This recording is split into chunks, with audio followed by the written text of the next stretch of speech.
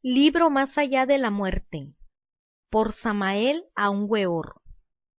Capítulo número 14. Medicina oculta. Pregunta número 1. ¿Qué me dice usted, maestro, sobre las curaciones a distancia?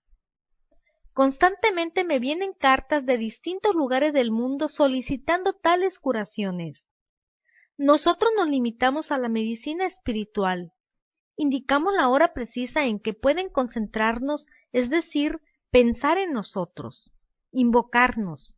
Es claro que nosotros asistimos espiritualmente a los enfermos, y algunas veces hasta nos hacemos visibles delante de ellos.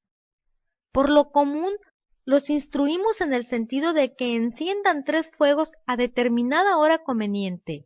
Les aconsejamos poner un vaso de agua ante estos 3 fuegos o lumbres. Les insistimos que, después de una media hora de concentración en nosotros, beban el agua.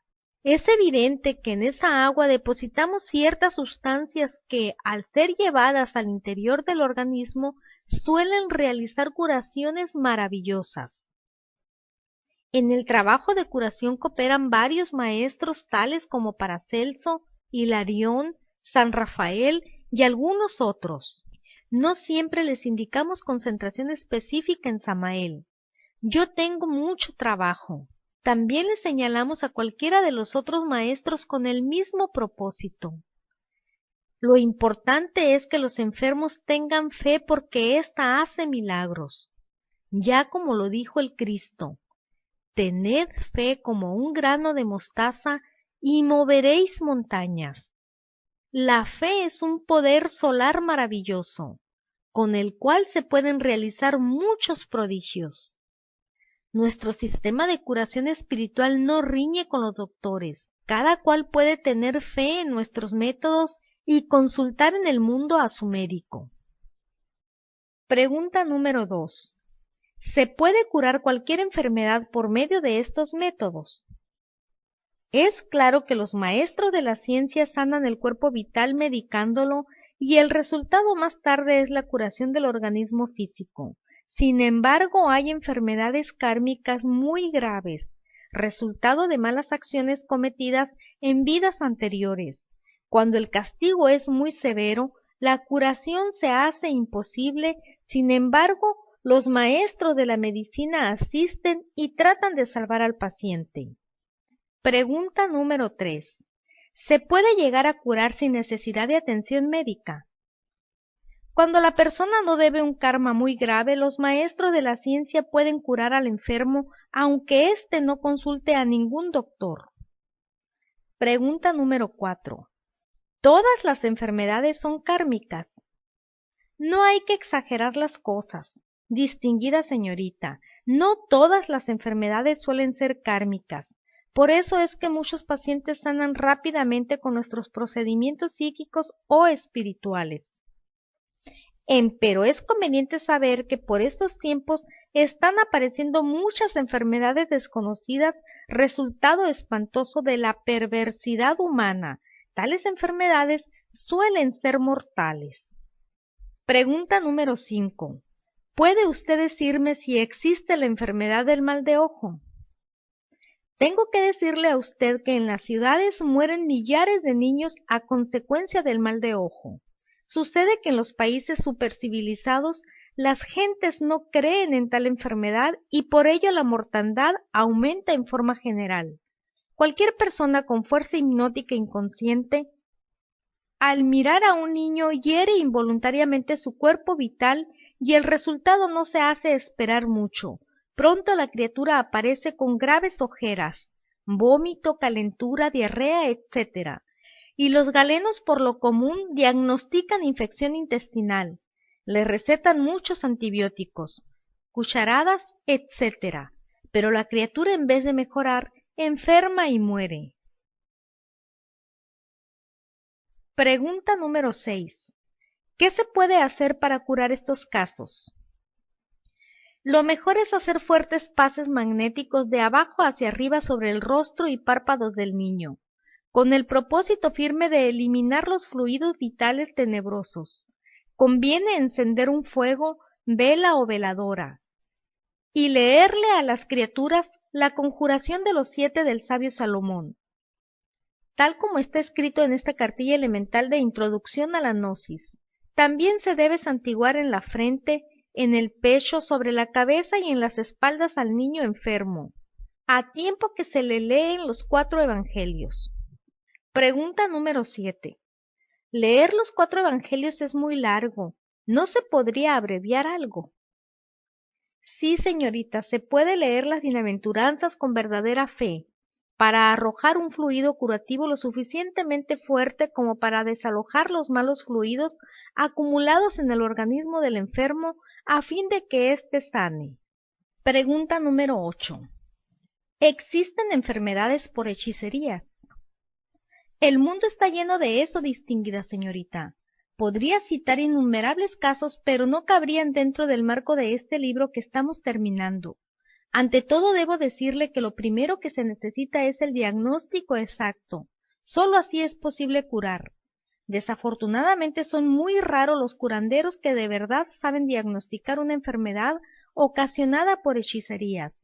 Voy a citar un caso muy especial relatado por el sabio Waldemar, ya entre comillas porque no me gusta adornarme con plumas ajenas, mas como es realmente sensacional, es bueno que nuestros lectores lo conozcan.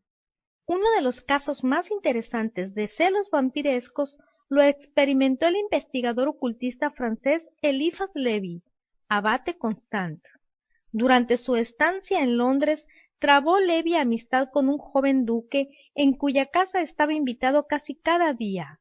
Hacía poco que el duque se había casado con una joven y extraordinariamente bella princesa francesa, y que por cierto que contra el deseo de su familia protestante, ya que la joven era católica practicante. El duque, como pudo comprobarlo Lévy, había llevado durante largos años una vida un tanto frívola, por no decir libertina, teniendo por mucho tiempo por amante a una joven italiana, bailarina de ballet, hasta que por fin la dejó, puesto que en realidad solo amaba por entero a su esposa. Cierta tarde enfermó la duquesa, por lo que tuvo que guardar cama. Los médicos diagnosticaron un principio de embarazo, pero luego se mostró que la debilidad que padecía debía tener por origen otra causa, y a pesar de que el duque llamó a consulta a los más famosos médicos de Londres, estos se vieron ante un enigma. Fueron empleados los más diversos remedios, mas sin éxito alguno. Frecuentaba también el palacio del duque un anciano abate francés que conocía ya la princesa de París, y quien halló especial agrado en conversar con Eliphas Lévy sobre problemas metafísicos por los que él también se interesaba desde décadas y no sólo teóricamente. Cierta noche se quedaron ambos a solas en el salón, pues el duque, preocupado, había ido al lado de su mujer enferma. Era una noche fría y húmeda. Fuera ondeaba la célebre niebla londinense que empañaba la luz de los faroles. De pronto el abate se asió de una mano a Lévy y dijo con voz queda: «Escuche, querido amigo, ¿desearía hablar de algo usted? ¿Puedo estar seguro de su entera discreción?» Lévy respondió afirmativamente, y el abate prosiguió: «Tengo todos los motivos para suponer que la enfermedad de la duquesa no es natural. Conozco a Mildred desde niña y siempre fue la muchacha más sana que usted se puede imaginar. Mas ahora languidece y se debilita de día en día. Parece como si se desangrara misteriosamente. ¿Cree usted que se halla bajo el influjo de algún poder oscuro? ¿Que hay en juego algún sortilegio?», preguntó Lévy. «Puedo fiar muy bien de mi voz interior, y por ello casi me atrevería a decir que en esa enfermedad hay algo que no va como debe. ¿Quiere usted ayudarme a romper el ensalmo?». «Con mucho gusto». «Bien, en tal caso no debemos perder tiempo. Le agradecería que media hora antes de la medianoche viniese a mi domicilio para una conjuración en compañía. Intentaré interpelar al poder tenebroso. ¿Acaso nos llegue una respuesta del más allá?». Tras esta conversación, Eliphas Lévy tomó un coche de punto y se trasladó a su domicilio, donde hubo de lavarse, afeitarse y mudarse de ropa de cabeza a pies, pues los espíritus de la zona media, que eran los que pensaba invocar el abate, exigían de sus conjuradores la más escrupulosa limpieza. También el traje debía estar de acuerdo con su naturaleza. No soportaban ningún tejido de animal, por lo que quedaban descartados los de lana, así como los zapatos de piel. Debido a que la casa del abate se hallaba al noroeste en Hampstead Heath y Eliphas vivía en la Plaza Russell, o sea que era considerable la distancia entre ambos lugares. Eliphas debió hacer su aseo a fondo con cierta prisa si quería estar a la hora convenida con el abate. A unos 40 minutos antes de la medianoche llegó a Hampstead Heath. El abate en persona, todo de blanco, le abrió la puerta y lo condujo por una elevada escalinata a un aposento que se hallaba a un extremo del corredor del primer piso. Aquí los ojos de Eliphas debieron primero acostumbrarse a la oscuridad. Llamas azuladas y temblorosas despedían un incienso oliendo a ámbar y almizcle. A la incierta luz, Eliphas observó una gran mesa circular que se hallaba en el centro de la habitación y plantado sobre ella el crucifijo invertido, símbolo del falo. Junto a la mesa se encontraba un hombrecillo delgado. «Es mi criado», cuchicheó el abate. «Ya sabe usted que es indispensable la cifra 3 para estas conjuraciones. Comience usted con la primera invocación». Esta invocación por parte del abate era más que una cortesía, pues las potencias de la zona media podrían enojarse y vengarse sobre el dueño de la casa hasta acarreándole la muerte, caso de que permitiera rebajar la armonía de su esfera por un intruso incompetente. El ceder, pues, así la invocación al amigo era muestra de que consideraba a Eliphas como maestro de primera categoría en la magia. Y la tal suposición era en verdad justificada. Si alguien podía ejecutar con éxito, con frente despejada y sin temor, puro corazón y una voluntad fortalecida por numerosas pruebas, las milenarias ceremonias de la magia sagrada, era este hombre, que en el reino de los espíritus ejercía tanto dominio como en el de sus criaturas encarnadas y adeptos. Entre el velo de humo, Eliphas tendió la mano instintivamente a la izquierda. Allá debía hallarse el recipiente con el agua bendita que debía haber sido sacada en una noche de plenilunio, de una cisterna, y velándose, orando sobre ella durante 21 noches. Ahora hizo una aspersión a los 4 ángulos de la habitación. El abate hacía de acólito y ondeaba el incensario. En el humo comenzaron a forjarse raras figuras y al mismo tiempo les pareció como si un frío helado brotara del suelo y les llegara hasta la punta del pelo, dificultándoles la respiración. Eliphas Levi profirió ahora con más fuerza las palabras de invocación. Súbitamente parecieron retirarse las paredes de la habitación, y como si se abriese un abismo ante ellos, amenazando engullirles, infinito y astral. Brillaron resplandores de destellante luminosidad y se cubrieron los ojos para no ofender por una mirada indiscreta al espíritu invocado. Con voz recia preguntó Levi la causa de la enfermedad de la duquesa Mildred. No recibió respuesta. Los vaos de humo se espesaron de tal modo que amenazaban con privar los sentidos. Precipitándose a la ventana, Eliphas oyó súbitamente una voz, la cual, aunque era fuerte y resonante, parecía salir de lo más profundo de sí mismo y llenar todo el espacio de su alma. Lo que la voz le gritó era tan espantoso que sus piernas se negaron a moverse, y se quedó como petrificado en el mismo sitio en que estaba. El abate fue ahora quien se precipitó a su lado junto a la ventana, pero sus manos temblorosas, sin fuerzas, no lograron abrir el pasador. El criado, que había asistido pasivamente a la invocación, yacía desmayado en el suelo. Eliphas salió por fin de su entumecimiento y rompió el cristal con el crucifijo. Absorbiendo con fruición en compañía del abate, el aire fresco de la noche, especialmente él que bañaba, por decirlo así, su febril cabeza en la húmeda niebla.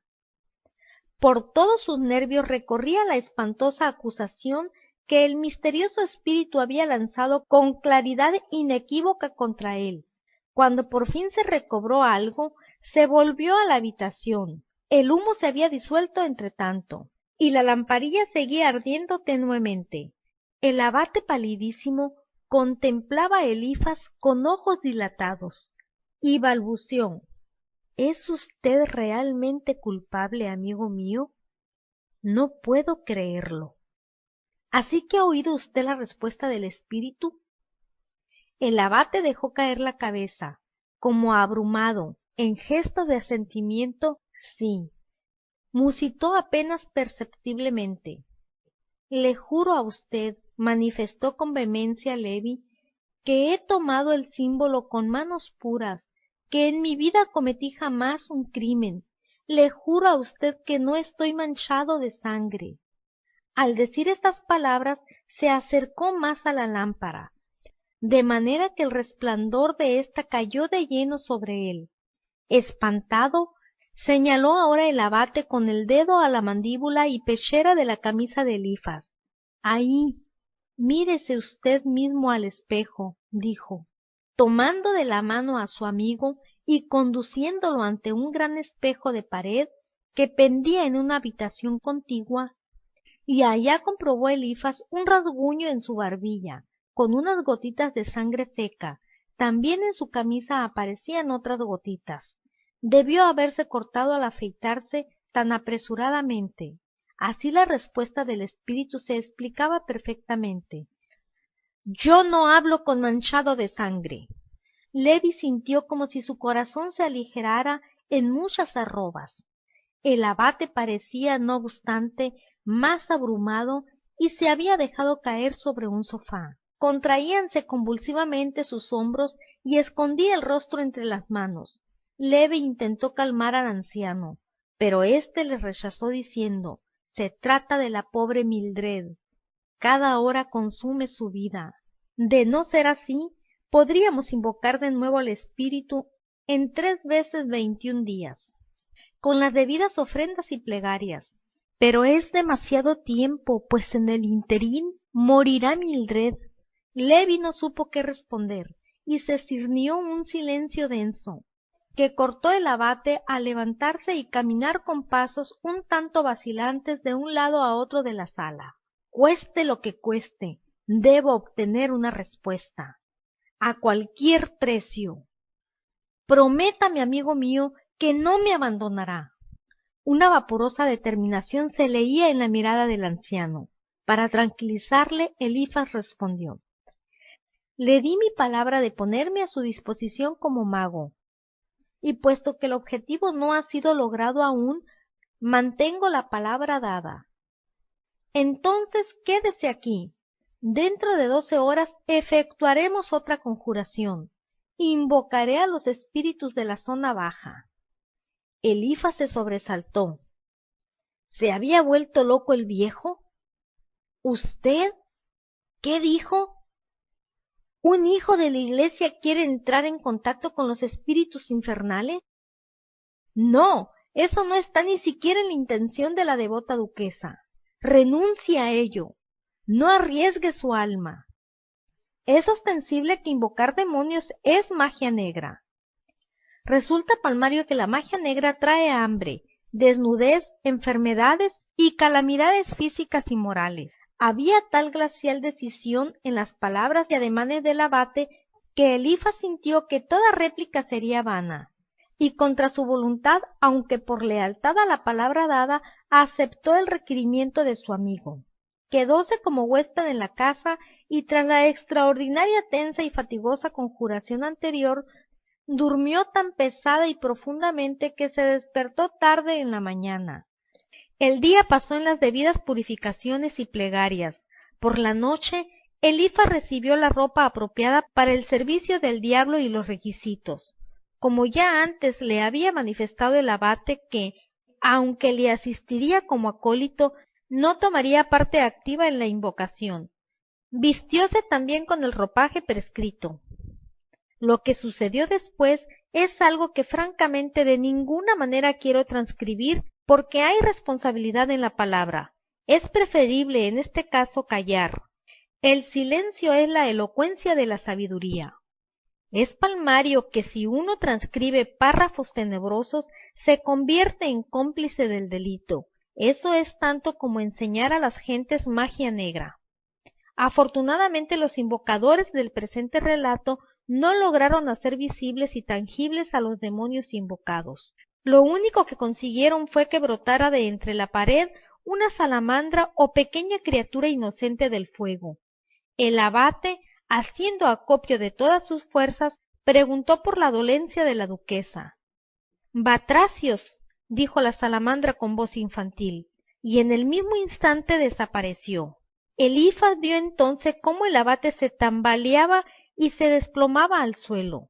Elifas tomó en sus brazos su magro cuerpo y lo llevó al dormitorio, donde desnudando al anciano le puso en la cama, yendo luego a buscar al criado que trajese algún reconfortante. Al volver se encontró con que el abate había vuelto en sí por completo, mas su aspecto era el de un hombre abatido que parecía haber envejecido muchos años. Es obvio que el abate estaba haciendo esfuerzos sobrehumanos por salvar a la duquesa. «Todo inútil», dijo con voz feble, «la pobre Mildred habrá de morir». «Mi alma, oh, mi alma, ¿qué quiere decir Batracios?»